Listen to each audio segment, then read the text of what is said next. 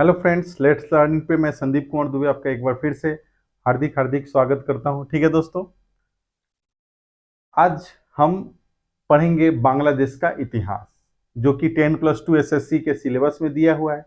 क्या दिया हुआ है फिर से याद दिला दूं कि भारत के पड़ोसी देश का इतिहास। इसके पहले मैंने पड़ोसी देश के इतिहास के रूप में नेपाल का इतिहास पढ़ा चुका हूं। ठीक है दोस्तों, और इसके बाद हम आज बांग्लादेश का इतिहास पढ़ेंगे। बहुत ही छोटा सा इतिहास है दोस्तों, कोई बड़ा नहीं है, क्योंकि 1947 के पहले तो भारत का ही हिस्सा था। उसके बाद भारत से अलग हुआ और अलग होने के बाद फिर पाकिस्तान से अलग हुआ। ठीक है, तो भारत का बच्चा ही है। कारण क्या है कि जिस तरह पाकिस्तान बच्चा है उस तरह ये भी बच्चा है, क्योंकि ये निकला भारत से ही है। ठीक है दोस्तों, हाँ तो वीडियो अगर लाइक करना है, क्योंकि वीडियो अगर पसंद आ रही तो लाइक करना है, शेयर करना है और सब्सक्राइब करना है। तो चलिए इसको छोटा सा इतिहास, ओनली 12 पॉइंट्स, 12 पॉइंट्स में इसको खत्म करेंगे। ठीक है, और कुछ अन्य तथ्य जानेंगे कि क्या क्या बातें हैं जो एग्जाम के लिए इंपॉर्टेंट है। ठीक है दोस्तों, तो पहला बात कि 1947 के पहले मैं बता चुका हूं कि ये भारत का ही हिस्सा था। 1947 के बाद जब इसका भारत का और पाकिस्तान का बंटवारा होता है, तो क्योंकि बंगाल दो भाग में था, एक पूर्वी बंगाल था और एक पश्चिमी बंगाल था। तो पूर्वी बंगाल में मुस्लिम बहुलता के कारण वो पाकिस्तान चला जाता है। ठीक है दोस्तों, पाकिस्तान के साथ चला जाता है और बाद में इसका नाम पश्चिमी पाकिस्तान होता है। ठीक है ना दोस्तों, तो चलते हैं, देखते हैं क्या क्या है। तो पहला पॉइंट है कि बांग्लादेश को 1947 के पहले बंगाल या बंग के नाम से जाना जाता था। बांग्लादेश पर हिंदू और बौद्ध धर्म का प्रभाव था। ये क्यों, कैसे कह सकते हैं कि अभी भी वहां पे ऐसे ऐसे स्मारक हैं, ऐसे ऐसे स्थल हैं, जिसको देखने के बाद ये पता चलता है कि यहाँ पे बौद्ध धर्म और हिंदू धर्म की बहुलता थी। लेकिन इसका इस्लामीकरण कब हुआ? तो 13वीं शताब्दी में इसका इस्लामीकरण की शुरुआत हुई। कब हुई? जब व्यापारी, मुस्लिम व्यापारी यहाँ पे गए तो यहाँ पे इस्लाम को बढ़ावा दिए। ठीक है दोस्तों, इस तरह यहाँ पे इस्लामीकरण की शुरुआत हो गई। ठीक है, 1947 के बाद का विभाजन, ठीक है, 1947 का भारत का विभाजन होता है और बंगाल का पूर्वी भाग मुसलमान की बहुलता के कारण पाकिस्तान के साथ चला जाता है। ठीक है दोस्तों, और 1955 में पाकिस्तान में पूर्वी बंगाल का नाम पश्चिमी पाकिस्तान कर दिया। ठीक है, इसका नाम क्या रख दिया? पश्चिमी पाकिस्तान कर दिया। और 1949 में यहाँ पे अवामी लीग की स्थापना हुई। अवामी लीग की स्थापना क्यों हुई, क्या कारण था कि हुई? क्योंकि यहाँ पे पाकिस्तानी सेना जो थी वो बहुत बर्बरता करती थी इन लोगों के साथ, इन पर बहुत अत्याचार करती थी। तो यहाँ के लोग जब बहुत ज्यादा परेशान हो गए तो इन्होंने एक अवामी लीग की स्थापना की 1949 में। क्यों? क्योंकि इसका उद्देश्य था कि पाकिस्तान से अलग होना, ठीक है ना, स्वायत्त प्राप्त करना। ठीक है दोस्तों, ठीक है, तो 1952 में एक पॉइंट याद रखेंगे, 1952 में बांग्ला भाषा आंदोलन की शुरुआत हुई, जिसके आधार पर भाषाई अधिकार बांग्लादेश को प्राप्त हुआ है।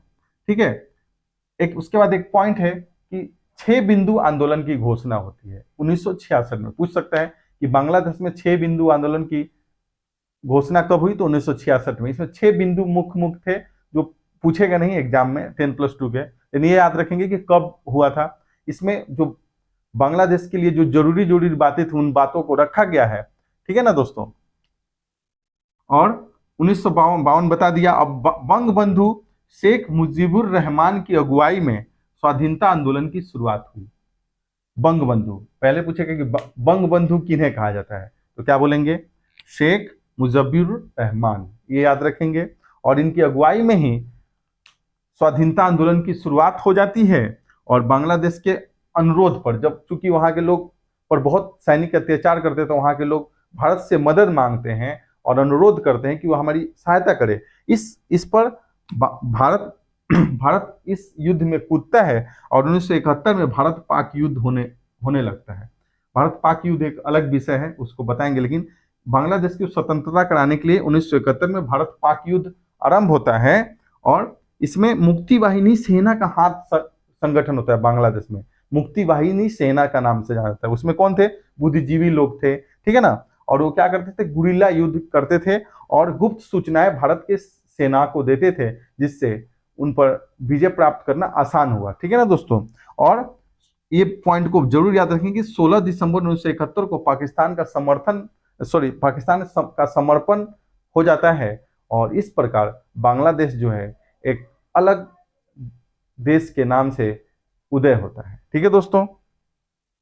और मुजफ्फर रहमान जो थे वो प्रथम राष्ट्रपति बनते हैं 1975 में बांग्लादेश के, ठीक है। और युद्ध के पूछ सकता है कि युद्ध के समय भारत के प्रधानमंत्री कौन थे, तो इस पॉइंट को याद रखेंगे, श्रीमती इंदिरा गांधी हमारी जो थी वो इस युद्ध के समय भारत की प्रधानमंत्री थी, ठीक है दोस्तों। इस प्रकार ये छोटा सा बस इस बात को याद रखेंगे कि कब अलग हुआ पूर्वी, जैसे इसका नाम 1947 में भारत का विभाजन के समय हुआ। बांग्लादेश का पूर्वी भाग मुसलमान की बहुलता के कारण पाकिस्तान के साथ चला जाता है, ठीक है। 1955 में पाकिस्तान पूर्वी बंगाल का नाम पश्चिमी पाकिस्तान कर देता है, ठीक है। 6 बिंदु आंदोलन की घोषणा कभी 1966 में हुई, ठीक है। भारत पाक युद्ध कब हुआ, तो 1971 में हुई, ठीक है। और पाकिस्तान ने भारत को समर्पण कब कर दिया, 16 दिसंबर 1971 को। इस प्रकार ये छोटा सा इतिहास है जिसको आप बिल्कुल आसानी से याद कर सकते हैं, ज्यादा इसमें लफड़ा नहीं है, ठीक है।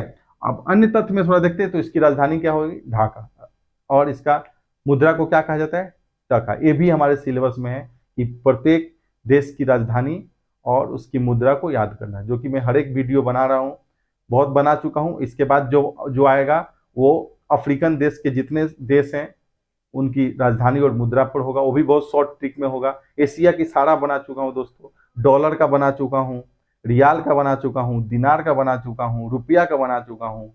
आप देखेंगे तो आपको बिल्कुल याद हो जाएगा। और एशिया का बची खुची जो देश है उस पर पूरा बना चुका हूँ, भी ट्रिक के साथ, जो आपको एकदम दिमाग में बैठ जाएगा, ठीक है दोस्तों। और भारत की कितने राज्य की सीमा बांग्लादेश से लगती है, तो 5। कौन कौन? वेस्ट बंगाल, असम, मेघालय, त्रिपुरा और मिजोरम, ठीक है। बांग्लादेश एक एक क्वेश्चन पूछ सकता है, चूंकि ये इंडियन हिस्ट्री का है, कि बंगाल विभाजन कब हुआ था। 16 अक्टूबर 1905 को हुआ था। कौन वायसराय थे, तो लॉर्ड कर्जन थे। तो इस बात को जरूर याद रखेंगे, बंगाल विभाजन कब हुआ, ठीक है। फुट डालो शासन करो की नीति के तहत इसको बांट दिया गया था, ठीक है दोस्तों। और एरिया इसका 1,48,460 किलोमीटर स्क्वायर है। प्रमुख नदी गंगा है, जिसको पद्मा के नाम से जानते हैं। गंगा ही नदी जो बांग्लादेश से होते हुए बंगाल की खाड़ी में गिरती है, तो उसको पद्मा के नाम से जानते हैं। और ब्रह्मपुत्र नदी को जमुना के नाम से जानते हैं, यमुना नहीं, जमुना। राष्ट्रगान इसका क्या है, अमार सोनार बांग्ला, अमार सोनार बांग्ला। इसको लिखा किसने है, गुरुदेव रविन्द्रनाथ टैगोर ने। ये बस छोटी सी बातें हैं, आशा है कि आप याद कर लेंगे। 2 बार वीडियो देखेंगे तो ऐसे ही हो जाएगा, नहीं तो इसी को नोट्स बना लेंगे, बस काम कंप्लीट। नेक्स्ट वीडियो में मिलेंगे एक नए देश के इतिहास के, पड़ोसी देश के इतिहास के साथ। तब तक स्वस्थ रहिए, खाते पीते रहिए, मस्त रहिए और पढ़ाई करते रहिए, क्योंकि बिहार सचिव में 1 सीट आपको पक्का करना है, ठीक है दोस्तों। बिहार एसएससी में 1 सीट पक्का करना है। और मैं जानता हूं कि सबसे ज्यादा पसंदीदा पोस्ट सचिव जी का है, ठीक है दोस्तों। चलिए मिलते हैं फिर नए वीडियो के साथ, तब तक जय हिंद, ठीक है।